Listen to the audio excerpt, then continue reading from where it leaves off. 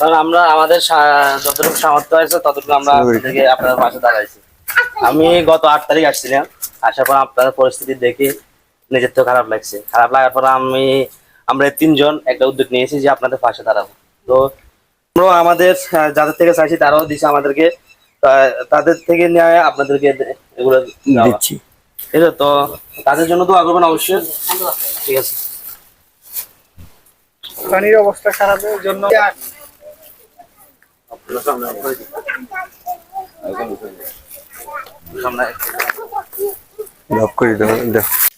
আসসালামু আলাইকুম। আমরা গত 9 তারিখ মগদরা 8 নং ওয়ার্ডে এসে পানিবন্দী মানুষের কাছে পরিস্থিতি সরজমিনে এসে দেখে গিয়েছিলাম। তাদের কষ্ট ও দুর্ভোগ দেখে আমরা যতটুকু সম্ভব তাদের পাশে দাঁড়ানো। আমরা 3 জন গত 9 তারিখ আসছিলাম এখানে। আসার পরে তাদের পরিস্থিতি দেখে আমরা আমাদেরকে যারা সহযোগিতা করেছেন তাদেরকে আন্তরিক ধন্যবাদ জানাচ্ছি। আমরা আজকে অল্প দিয়ে শুরু করেছি, হয়তো ইনশাআল্লাহ সামনে আরো বেশি দিয়ে শুরু করব। আমরা চাই না সন্দ্বীপে যে গত টানা 9 দিনের বৃষ্টিতে যে বন্যা পরিস্থিতির মতো হয়ে গেছিল, তো তাদের কাছে আমরা আমাদের যতটুকু সামর্থ্য আপনারা যতটুকু আমাদেরকে দিয়েছেন ততটুকুর মধ্যে আমরা তাদেরকে শুকনো খাবার, এখন আমরা এসে দেখে গিয়েছিলাম তাদের রান্না করার মতন চুলে নাই, চুলের ভিতরে পানি, তারা অনেক কষ্ট করে জীবনযাপন করেছে।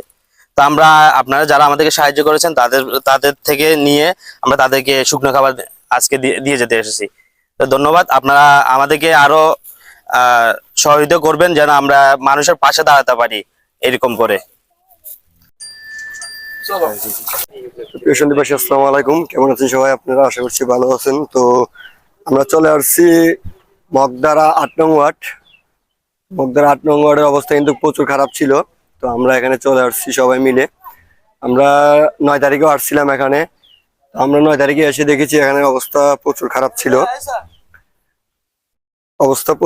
ছিল। তো আমাদের তরফ থেকে আমরা যতটুকু পেরেছি তাদেরকে খুশি করার জন্য, তো আমরা কিছু জিনিস নিয়ে আসছি তাদেরকে দেওয়ার জন্য। এখনো কিন্তু এখানে প্রচুর পানি, তো আমরা তাদেরকে কিছু হাসি মুখ ফুটানোর জন্য কিছু জিনিস এনেছি। তারা যদি আমাদের এই জিনিসে খুশি থাকে তো অবশ্যই আমরা আগামীতে আরো একটু ভালো কিছু করার চেষ্টা করব।